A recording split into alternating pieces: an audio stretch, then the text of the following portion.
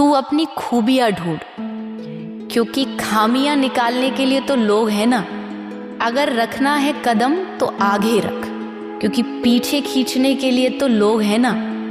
सपने देखने तो ऊंचे दे, क्योंकि नीचा दिखाने के लिए तो लोग हैं ना। और अगर प्यार करना है तो अपने आप से और परमात्मा से कर, क्योंकि नफरत करने के लिए तो लोग हैं ना। हमें फोकस अच्छाई पे करना है। जो हम अच्छा कर सकते हैं वो करिए, आगे बढ़िए। आपकी बुराइयां होंगी, लोग आपको पीछे खींचेंगे, लोग आपकी बदनामियां करेंगे, क्योंकि जितना आप आगे बढ़ोगे ये चीज़ें एज अ गिफ्ट मिलेंगी।